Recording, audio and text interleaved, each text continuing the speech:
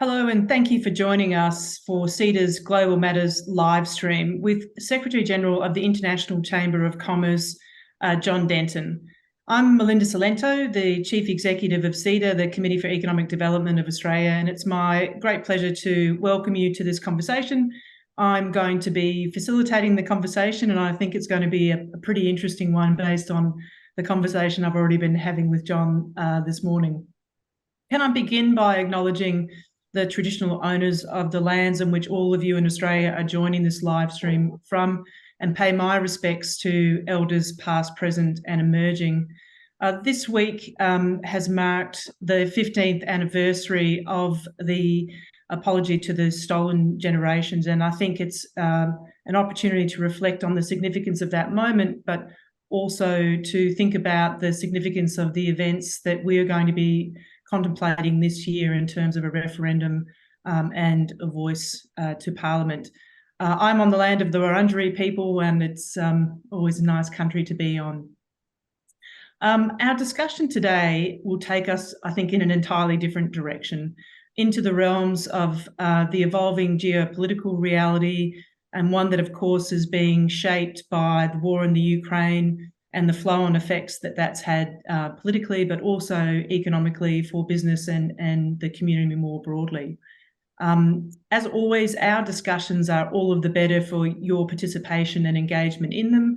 Can I encourage you to get on social media, and you can join in this conversation by logging on to the Pigeonhole platform, where you can ask questions and vote on questions that are being put by other viewers, if you like. So hopefully you've got information on the screen for that. As I said at the outset, our guest today is Secretary General of the International Chamber of Commerce, the ICC, John Denton.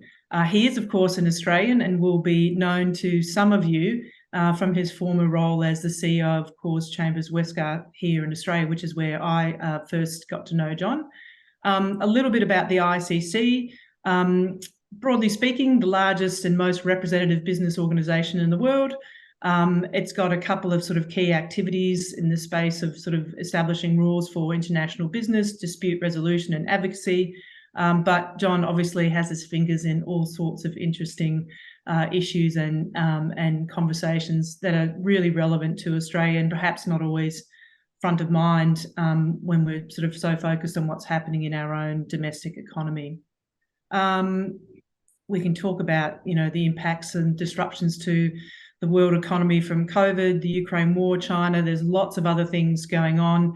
And all of these, I think, represent a different challenge or set of circumstances for the international rules-based system that we've so enjoyed and has been the foundation for prosperity, and which the ICC seeks to continue to enable. Of course, I'm interested to hear from John. John, we might get you just to give us a few sort of opening remarks, and then I'm going to dive right in and ask you some questions to sort of unpack a bit of your most recent experience, if you like. Thanks so much, Melinda. Thanks, Melinda. It's great to be with you. It's kind of fun to engage with you. But also it's an honor. I know a lot about CEDA. I've been involved and spoken at CEDA sessions previously. I used to chair finance and economics in the APEC Business Advisory Council, and I spoke on the role of APEC. I also was one of the founders of the B20 as part of the G20 process. And CEDA was very interested in that. So my engagement with CEDA, I suppose, reflects CEDA's broader interests in ensuring that Australia is open to the world and open to different ideas. And I suppose I've had a lot of experience in Asia, broader global issues, and now weirdly, some might say, because the ICC, we're based in Paris, which for the world's leading business or largest business organization is a weird place for many, because Paris or French regulation and business are not necessarily seen as comfortable bed partners. So we're there. At the moment, I'm actually in Washington, D.C., where I've been spending time on the Hill with a number of senators, actually engaging on a particular issue, which I'll come back to with regard to Ukraine. but also with developing and emerging economies. So maybe if I could just put a little bit of perspective around the ICC. So we've been around for 100 years. I took over 4 years ago and decided that I was actually supposed to become chair, but in the end, something happened. They asked me to run the place, and I did because I saw some contours in the global horizon that I thought the ICC could be useful to help navigate, because I'm a fundamental believer in the power of business to do good and improve lives and livelihoods. So I reconceived the purpose of the ICC to enable business worldwide to secure peace, prosperity, and opportunity for all. I have about 350 staff in Paris. We have a couple of thousand around the world. We're actually in almost 170 countries now. We are arguably the world's largest second-track diplomatic network as well. But it's an interesting data point. Almost 70% of the ICC is now in least developed, and middle-income economies. So when you think about us, and when you think what I'm taking forward, we are also the world's most inclusive business voice. And this is an important issue for North-South trust and elements like that. I'm also a great believer, by the way, that I can't think of a global problem that can be solved without the private sector. So one of my jobs has been to shift the private sector from an observer of world affairs to a participant, a player, having a seat at the table. And to be frank, we've done that pretty well. Most recently, I was appointed by Guterres for the first time ever. They brought the private sector into the heart of what's called the Global Crisis Response Group process at the UN. And that's where I sit now with the head of the IMF, the actually just announced departure of David Malpass. It's probably a good job offer for you, opportunity for you, Melinda. It's about time. They actually had some forward-thinking economists in there, and also the heads of the UN agency, the WTO, etc. I was given responsibility for food with Rebecca Grinspan, who runs UNCTAD. And we conceived the Black Sea Agreement for Guterres. So I took that, we did that at the ICC and took it to him, gave him the roadmap, how to do it, etc. So that's definitely evidence that the private sector as a player, and the point he would make, and he made this at the General Assembly in a speech he gave to leaders, that don't ever say that the private sector can't add value. Sitting here in this room giving proof to that is John and the ICC, because without them we would never have conceived this. So I'm now working on what's called one of the other converging crises around debt and liquidity, which is the financial crisis. Maybe we can talk about that a bit. But when you think about what I represent, the voice I represent, we've already seen 35 sovereign downgrades. They're mainly in middle income, lower and least developed countries. And you talk a little bit about challenges, but a lot of these economies have never got through the global financial crisis. Then they've been whacked with the pandemic, and now they're being whacked with the global consequences of Russia-Ukraine, many of which see this as basically a white Christian war fought in Europe, which is actually causing them to go hungry, to be unable to heat their houses, and to be unable to pay for their debt, pay for their bills. So there's some interesting issues wrapped up in that. So I'm actively engaged in trying to reconceive the financial architecture, but in a practical way that can actually deal with these issues. And so when I look out from my window, which wherever I might be, we see a world which is in a pretty tricky space. And again, in a sense, that's not necessarily a unique observation. But we also see a world where the private sector is a key player in developing sustainable responses to these problems that we confront. And without the private sector, these problems will not be solved. And if you like, as we go through this conversation, I'll give you some more examples of that. We also see a world, and this is, I might end on this, where the ICC has declared its intention for the next 100 years. So I took over the ICC at the centennial of the ICC. They were brave enough to put an Australian in charge for the first time. But I said I didn't want to look back, I wanted to look forward. So I want to make a declaration of intent for the 21st century and show where by the end of the 21st century, we would have proven that the ICC has been able to influence in a way that supports our purpose of enabling business, the global economy. So it's going to have to be enabling the whole issue of global trade, cross-border commerce. We have made a very significant declaration on action on climate change, which might sound easy, but actually has been very complicated. But I mean, when I look at the history of the debate in Australia, you probably understand that. But we took the global business community into a position of leadership on action on climate, and maybe we'll come back to that as well. The other areas around the digital economy, there is a real risk that unless we actually properly nurture and create frameworks, that the promise of the digital economy to improve the operations and ability of business to function efficiently, effectively, it can be thwarted. And there's a bunch of issues around misuse of AI, but also the fact that in the developing emerging economies, not enough people get access to it. So we have a huge commitment on that.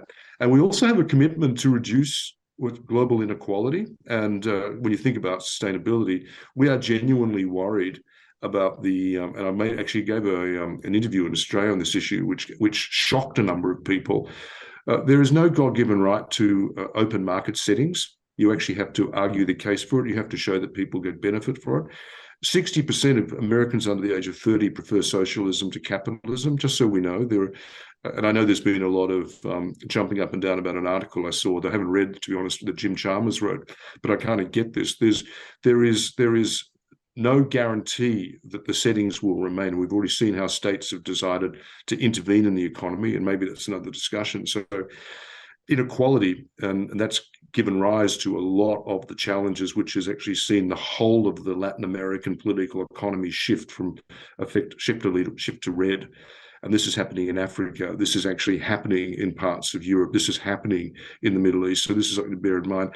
And the last one is we've committed to lead for the long term, which is really, I know this will be a debate that people are very familiar with in Australia, but we do need to be thinking long term. So by the way, we're in the midst of a project which is called Plus 2030, which is trying to identify the four existential risks to the global economy, which will undermine the capacity of the private sector to operate. And our job is not to observe, it's actually to create the dimensions and understand them and then come up with actions. And I've been galvanizing people in Washington and elsewhere on this process, but we're doing it through our processes, which actually involve deep diving into this inclusive platform we have, so that this is not a top-down approach. This will be a bottom-up business approach with key measurables for achievement of resilience to actually thwart some of the risks we see around climate, health, collapse of global cooperation, and around misuse of artificial intelligence, which, by the way, resonates extremely well in Congress right now, the fact we're doing this. Well, I'll pause there. That's fine. Too close. So I can tell you, John, there is so much in there that also intersects with a lot of the work that CEDA's doing. So we might need to figure out how we can bring you into all sorts of conversations. Just based on your opening remarks, John, I think there's maybe three things that'd be really useful to try to get your insights on. One, I think obviously there's great interest and appetite to sort of understand what's going on with the war in the Ukraine, how that's impacting them, how that's impacting Europe, and then more broadly. I think it would be really interesting then too to think about, where you've got this unique insight, if you like, in terms of seeing all this, the global perspective and all these challenges, but it'd be really interesting to sort of just get your thoughts on where Australia sits in that and the extent to which we're sort of connected to that, and what are the things we might need to maybe be a bit more aware of, which you've talked a little bit about, the food and financial crisis that's rippling around, which we don't necessarily focus a lot on here. And I can see already just a little bit more of an unpacking of this issue around the role of the private sector. So just to the audience, I've got a bit of, just on John's opening comments, that sort of is the structure I'm sort of thinking about, but please jump in and put some questions in if you've got other things that you'd like to hear about. But John, first, if you wouldn't mind, let's just start with the war in the Ukraine. I think that what would be really helpful is to just understand what the impact has been on the sort of tone and the mood in Europe. And we were talking just as before we jumped on, I mean, the reality is that Kiev is closer to Paris than Adelaide is to Perth. And when I try to think about, how would Australia be feeling if there was something going on like this in Perth, if there was a war in Perth, just really interested in your sense of that and what it's meant for people and the economy over there. Well, I mean, I also have this weirdness that I'm a Russian speaker. I spent part of my career living and working in Moscow, and I have an unusual, set of experiences in East Europe, including in Ukraine, prior to the collapse of the Soviet Union and post the collapse of the Soviet Union. So the independence of Ukraine is something I feel that I understand very, very well, but also the puzzlement about this, because there is a lot of intermingling of Ukraine and Russia. Name a Russian author, he or she is probably of Ukrainian origin. There's a lot of complexity in this. And also Ukraine, people forget, is actually quite a large country. It's actually the size of France, and it actually has quite a significant population. So these are just sometimes the data points people forget. I have quite a, I suppose, detailed deep dive on Ukraine. We're very active in Ukraine. We also have been, over the years, we're active in Russia. We have a ICC in Russia, which is suspended, obviously, as you can understand. Though, I mean, to be practical with you, and this is something that a lot of organizations have discovered, a lot of organizations don't actually have the right to expel. Or in the sense, even on a majority, one entity can actually block that. So it's just something to bear in mind. No one had actually conceived of a lot of the orders, a lot of the association articles, etc., with this in mind, because no one imagined that in the 21st century, the illegal invasion of Ukraine by Russia would actually occur. And though much to be really candid with you, I have been not necessarily a lone voice in the shaft or the mine here, but I have been warning in Australia that the issue of Russia and its lack of stability as a consequence of the shift in the way that the Putin kleptocracy has taken control will make it a security threat to Australia. I know I was dismissed by a former foreign minister saying, no, it's okay, John, I know Lavrov very well. Lavrov, for the first time ever, just not to be too discursive, you have a foreign minister who actually doesn't even have a seat in the equivalent of the Politburo. Lavrov's just a salesman, and I'm just being very blunt here. The issue with Russia and its illegal invasion of Ukraine was not anticipated by a lot of the players, and also, therefore, it's still a slightly unreal event. And let's not forget that the actual linkages of Ukraine to Europe have been contested. They are a candidate member, and that was actually only relatively recent. They're not a member of NATO, so a lot of the linkages are there. You've also already seen Europe, in a sense, dabble with its great power politics over Ukraine, when you saw the creation of the Normandy process, which the Germans and the French devised post-Crimea.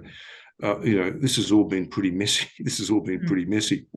And to be really frank with you, the better expectation in Europe was that once this occurred and the invasion occurred and it was revealed that it would be over in 3 to 4 days.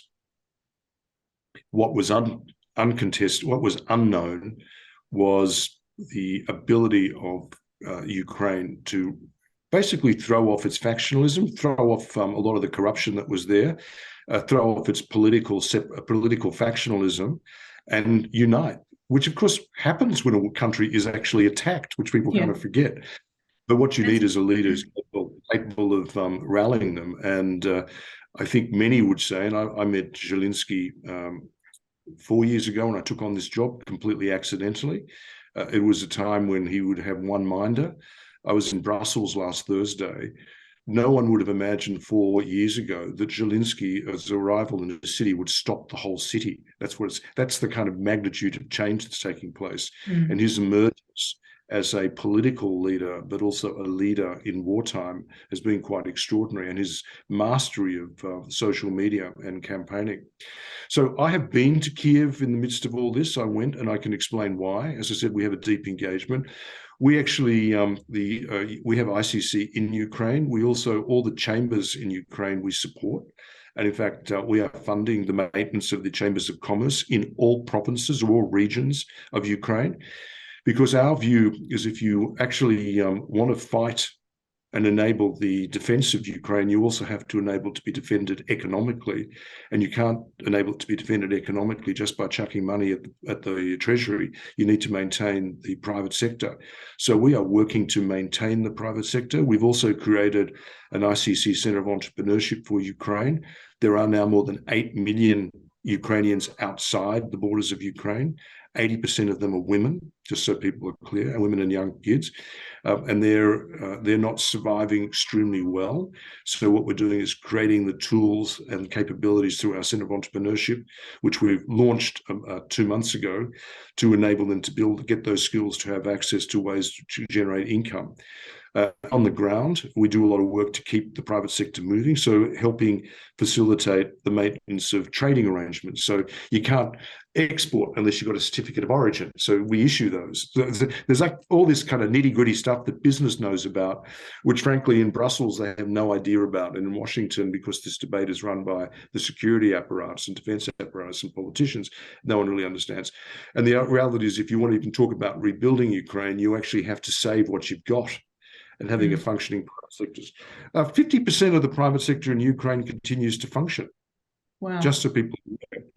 And so there is this kind of view that it's all fallen apart.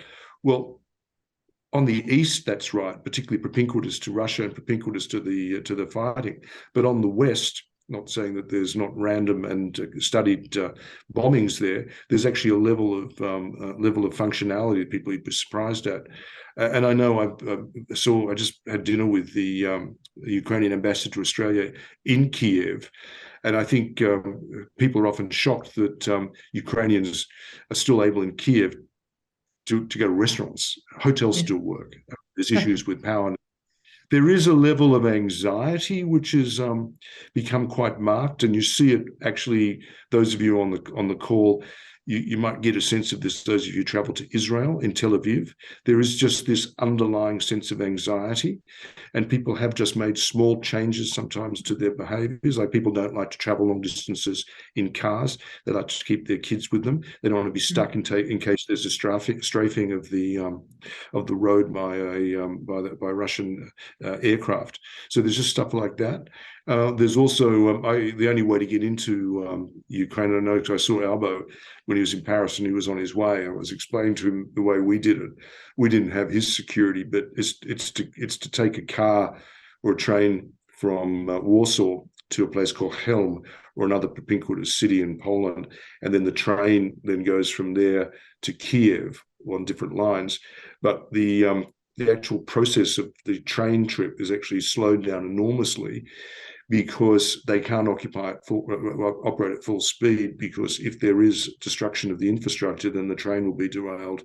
So it moves quite slowly. So it's about a 14-hour trip from the border, which is a lot longer than it normally takes. So, but I'm actually, I think I've got to be careful about dates here, not that I'm so important, but I'm actually heading back in a little while, because it's very important that Ukrainians know that they haven't been forgotten.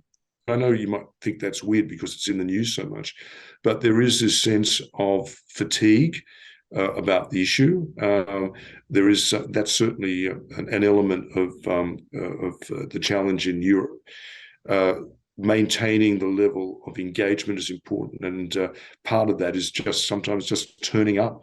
So I'm going to work with them. There's a particular issue about investment in infrastructure that they want my help on, but also on other thinking about how they restructure the economy. Again, we're not the World Bank, we're not McKinsey, but they want some practical views. And the reason we got so heavily involved in the food side is that we actually did a lot of the hard yards, understanding the whole supply chain and logistics arrangements, and a lot of the theories that people had about roads and rail linkages are just nonsense, because the volume required could only be done through port process. So that's what we actually worked on while we worked on the opening of the Black Sea. And the John, sense in Europe. What do you think that the biggest impacts have been on Europe more broadly, and on the global economy more broadly? I mean, we hear it through the energy dialogue, obviously, but what else? What insights have you got around those broader impacts? Well, maybe I'll give you a couple of counterintuitive data points. The first, by the way, was, and maybe people on this line have actually looked at this as well, this issue about companies leaving Russia, the huge pressure on that. But you know that only 9% of companies have actually left Russia who were present there. So I'll just give you that as a challenge, I think, to conventional thinking that this is what's happened. Again, it's not because people are bad. It's just a lot more complicated than everyone. No one thought this was ever going to happen. So unwinding is actually quite difficult. And actually, we're doing a lot of work on principles to help people work their way through that. The other kind of weird data point, just so people are aware, that at the United Nations, at the General Assembly, almost every single African country did not vote in support of the resolution against Russia's invasion. Another point that you might be interested in is that 80% or 80+% of countries now have not applied sanctions to Russia.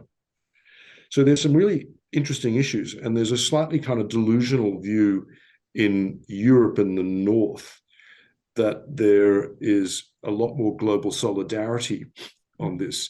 But when you think about it, the actual global consequences of the regional conflict, which is how this is accurately described, have been quite enormous. You saw food prices in Beirut go up 1,000%. 1,000%. You've seen inflation in Zimbabwe, again, well, not a big surprise, I suppose, for people. Maybe I'll use a better example, like in Argentina. You've actually seen the consequences of this are playing out in a really complicated way. And of course, one of the big issues has been the application of sanctions and the consequences of the sanctions. No one has ever applied sanctions of the size and scale that these sanctions have been applied, so no one quite knows how this story ends. But what I do know is that I have a project which we've launched on trade finance, which I'm working on in Central America. So I was in Quito, where we're launching this, a whole bunch of reasons why we're doing it in Central America first, at the same time as the first sanctions came through. And of course, food was exempt from the sanctions, but lo and behold, one of the most important exports from Ecuador was bananas and cut flowers. Guess what? Guess to which market? To Russia. Those two value chains were completely destroyed. And I pointed it out in Washington and Brussels, and they said, "Oh, but the food's exempt." Well, this is exempt. Yeah, but you don't understand the chilling effect you've just had on the market. You can't get a plane. You can't get finance. Did you actually mean to hurt small farmers, two-person farmers near the coast in Ecuador? No, not at all. So this issue has really complicated things, if I can put it that way. And unwinding that is actually more complicated than everyone thinks. And what do you think, from your perspective, you've got a deep understanding of the Australian economy and its relationship to the world. What do you think are the key things that we need to be aware of or thinking about that are sort of flowing on from these sort of complex problems that maybe aren't front and centre for us at the moment? Well, I mean, I suppose an observation I would make, and it's perfectly understandable in the context of COVID, was that I noticed that there was a lot more inward thinking in Australia and less engagement by Australia in some of these big global challenges we have. I think, Melinda, you know me. I mean, reason I set up we worked on the G20 and APEC, because I actually think the global conversation is better when Australia is involved. Yeah, and Australia is simply sensible, and I think the absence of Australian voices on a number of these global issues has actually been problematic, I think. And you already see it in Europe, by the way, with the UK leaving the European Union. There's lots of reasons why many in the UK politically will say it's a great idea, but one of the bad things is that it's taken a voice of, I think, reason in terms of economic policy out of the EU. I'm not saying the EU is renegade or crazy. It's just that there's a moderating impact, particularly on the private sector state divide, which is actually really in creating frameworks that enable the private sector to do good stuff and help communities rather than always being on a compliance mentality. And similarly, I think the Australian voice on big issues around multilateralism, creative thinking around that it would be time really well spent, but we're not seeing it. What I am seeing, and it's really, really good, I think, because we're heavily involved in the South Pacific, and one of the reasons I'm in Washington is to talk about this Indo-Pacific Economic Framework for Prosperity, which the US has launched. We actually want that to be successful. We actually want balance as well in the South Pacific, but we don't think top-down is actually the best way to go here. It's the only way to go here, because what we want to do, what we're trying to do, is create value for the citizens to be engaged with market economies. And of course, the leaders in market economies are not the Chinese. It's actually developed economies like Australia, Canada, New Zealand, America, etc. But we actually have to create value. We just can't tell people what to do. And I've been heartened, I think, by the level of engagement of the incoming government on grappling with these sorts of issues. But I still think that, I talked about the global rise in inequality. This is not a small issue. The Gini equation is actually, it's getting worse. And this has been exacerbated by COVID, and it's being exacerbated by regional conflict with the consequences of Russia-Ukraine. And there are huge political economy issues, and there are real threats that are emerging to the operation of open markets. And you see that in developed and emerging, but now in middle-income economies. And also you can see that in that terrible data point I gave you before, that 60% of Americans under the age of 30 think socialism is a better way to, and that's because they don't think there's anything in it for them. Yeah. I'm going to come back to that. We've got about 10 minutes left, John, and I'm just looking at the questions that are coming through. There's sort of two questions that I'm going to hook back to on the Ukraine. There is clearly appetite to unpack this issue around the role of business. If we've got time to sort of get into a little bit of that, we will. But a couple of the questions that are coming through, and sort of keying off your comments, I think there's definitely appetite to get your perspectives on what's happening in the Ukraine war around. We're seeing an escalation around the 1 year anniversary. You said everyone expected it to be finished in 3 to 4 days. I think you talked about Europe, but I think that was the fear, that Russia was just going to steamroll into the Ukraine, and that was that. Is there going to be resolution? Is there an opportunity to resolve this? How do you see that tracking in the next little while, or where do you think the end point is? And then, as you talk about maintaining the private sector and then thinking about reconstruction, is there actually something to learn from what happened following the breakup of the Soviet Union? Oh yeah, great questions. On the former, I think maybe I should be more explicit on this. And when you ask about Europe, the politics of Russia-Ukraine and the response to Ukraine in the European Union is dominated by the Baltic states and Poland. And of course, they feel this in a much more visceral way because of their propinquity states, but also they've been occupied by Russia previously. And there's a bit of, we told you so, and also we're not going to let anyone off the hook here, which is good from a Ukrainian point of view. But just so you're aware, what that's led to is a very visceral view in the European Union towards Russia. Just so you're aware, it's of such an extent that I was with the Dombrovskis, the EU trade guy, and was with the agricultural guys, that sort of stuff.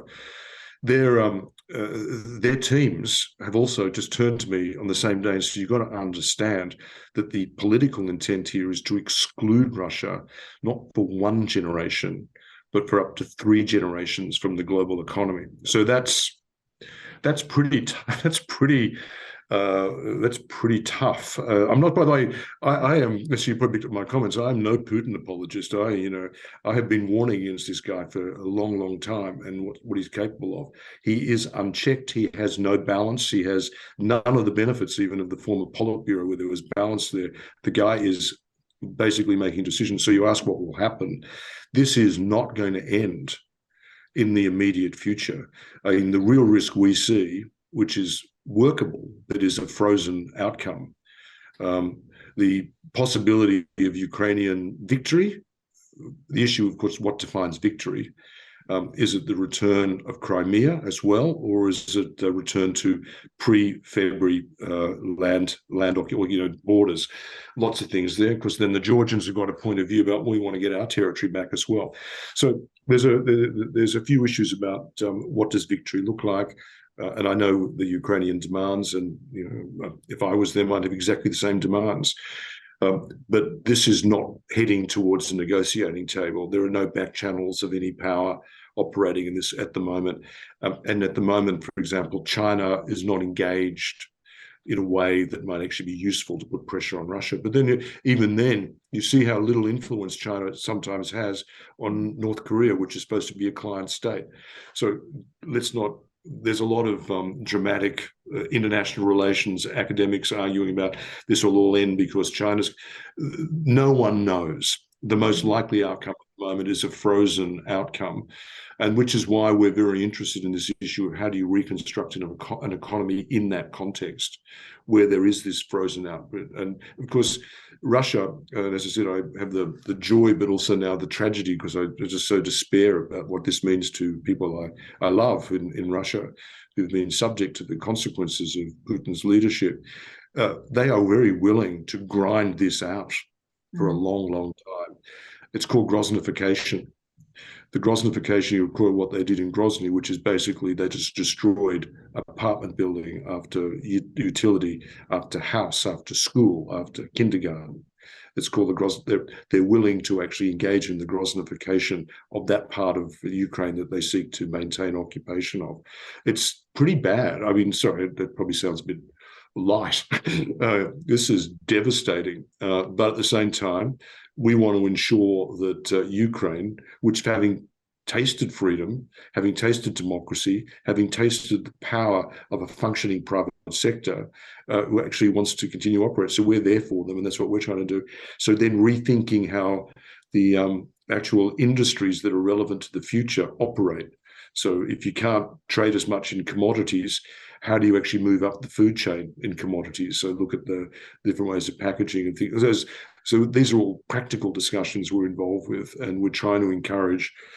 I'm with USAID tomorrow with the head of that about their need to start looking at how they support the private sector as part of the defense.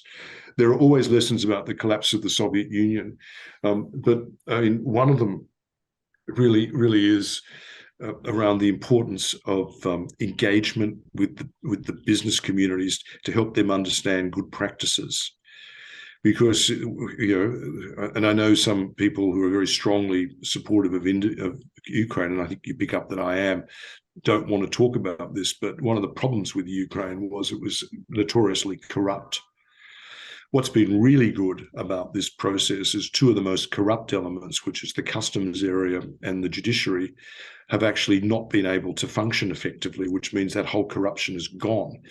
And also the Ukrainian government, and this is where you do take your hat off to Zelensky and the team, and they're a young team, have actually focused on creating digital tools in terms of payment methods, etc., which make it almost impossible for corruption to be conducted, but it's still there. And then because there's just so much money sloshing around, so that needs to be clear. So good business practices, what we expect of each other is really important here. I don't think enough of that was done from my experience in the collapse and the separation of the former Soviet Union. There was, as you know, there were cowboys, and a lot of those cowboys and renegades. I mean, they were blowing people. I was in Moscow in '91. People trying to sell me a gold mine in a coffee shop because I was in Australia. It's just crazy, sort of stuff. Sorry, I hope I haven't got off piece there, but no, I think it's a really good point, John. My experience tracks back a little bit longer than that, and looking at after the Asian financial crisis, how the big global institutions set about trying to address some of the challenges that you've identified, and I think they sort of didn't.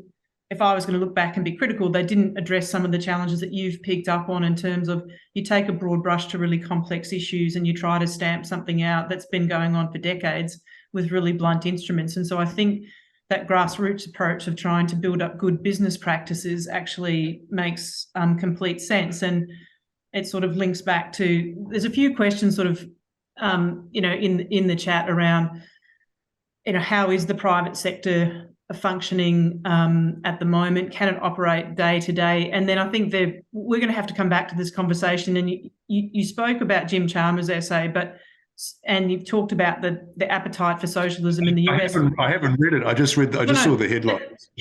Sitting within this is this big question about, you can look to the private sector and say they've been bad. If I'm paraphrasing the question here, but they've been bad actors, they've contributed to all these problems. The question is likening it to alcohol, like it's good and bad.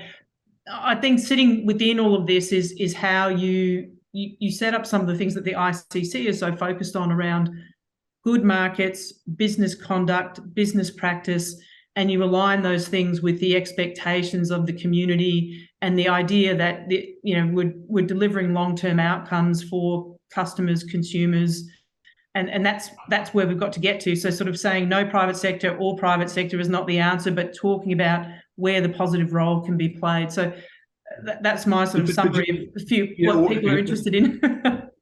But I tell you, one thing that drives me crazy is that there's a habit of looking at the private sector through the prism of either the gaffes or big oil, fossil. The private sector is actually, I think if Jared Ball's on there, we'll probably give you the right number, 88% small, medium enterprises. Let's not forget that. And we don't hear enough from them. Mm. But actually, that's where the real economy sits. And you think about those small businesses, they don't want to rip off their workers. They don't want to pollute. They don't want to treat people harshly. They just want to make a living. They want to know what the rules are, make a living. They want to give some jobs to people. And they really make a difference to their communities. I mean, I work on I'm going to Bogota next week as part of this, doing a lot of work in Latin America at the moment. They run a great campaign there, which is called Yo Soy Empresario, which is I am a business person. They flash up a single person hairdresser working in a village. They flash up a woman selling bananas by the Yo Soy Empresario. Let's stop, in a sense, broad brushing the private sector as though it's only large companies. And I think the challenge is it's actually part of the lifeblood of the community. And only large companies and bad actors. Yeah, it's just a bugbear of mine. No. John, I'm going to impose on you for just 2 more minutes. I'm going to give you've got 2 minutes to answer this question, and it's completely unfair. But you are traveling all over the place. What's your sense of the economic outlook? Is it glass half full or glass half empty? I mean, everyone's very anxious about interest rate rises here. Everyone's talking recession. Will we, won't we here and overseas? What's your sense? Choppy. To be really candid with you, we sort of look at it region by region, and that's important to do. By the way, we think America the US will probably traverse this not too badly, but you look at what they're doing to do that and the consequences of some of their actions. We think Europe is going to struggle a little bit, but the risk, I think, of a recession is receding in Europe.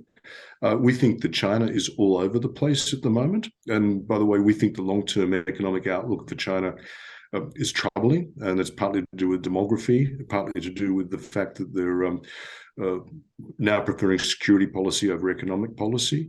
And in the battle between the competition between the US and China, we actually think the US has better economic strength underpinning it because it's much more open as an economy, though less so than it was, but on a relative basis, more open than the Chinese economy. And I think the latter has really hurt the Chinese. We think APEC, Asia Pacific region, is still looking okay, but it's actually challenged by some of these energy price spikes. Some of the actions of the US is actually hurting economic growth in Asia Pacific. The Semiconductor Act is actually probably going to have a negative impact on supply chains. So there's a bunch of worrying things there. But demography is pushing Africa up. Let's not forget that. Lots of problems in terms of inequality, lots of problems, but there is actually still economic growth coming through Africa. They're not at the level people want. LATAM is in all sorts of problems. Mm. Well, and that's John, one reason I'm not to fix it. Because there's an issue there about engaging private sector with the new administrations. Weirdly, they're prepared to talk to me, but not talk to their own private sectors, because they came to power, for example, in Peru and in Chile, battling against the establishment. The establishment is the business community, and yet they know to deliver their social policies, they need to generate income and tax. So they know they need to actually deal with the business communities, but they can't deal with the locals. So they've actually asked us. So we're actually engaging there to try and find ways of creating, we can't use the term free trade, connections between the states. John, we could talk all morning. You've touched on so many things. I think you probably have what would be up in the top 5 most interesting jobs in the world at the moment. Well, come on, I'm going to watch you when you become the new head of the World Bank. You'll have a fun time. Thank you so much for making the time. Have fun in Washington DC. I'm a little bit jealous. For our viewers, thanks, John. For our viewers, you'll get an email after this with a link to the live stream. It'll be on the web in about a week or so. We've got other events coming up that you might be interested in on this Global Matters series of live streams. The next one's going to happen in early March to roughly coincide with International Women's Day. We've got Betsy Stevenson, who is a professor of public policy from the University of Michigan. She's a gender expert and gender policy and workplace and labour market expert. So absolutely on point with all of the issues that we're talking about here in the context of the employment white paper. We've got the Economic and Policy Outlook tomorrow that you can jump on the live stream if you're interested, and a whole bunch of other stuff, CEDA.com.au. Thank you for being with us today. I'm sorry I didn't get to some of your questions. They're big, meaty issues, and I promise this issue about the role of the private sector in markets is front and centre, so you can expect more on that from us. Have a great day, and I look forward to seeing you at a CEDA event soon. Thanks.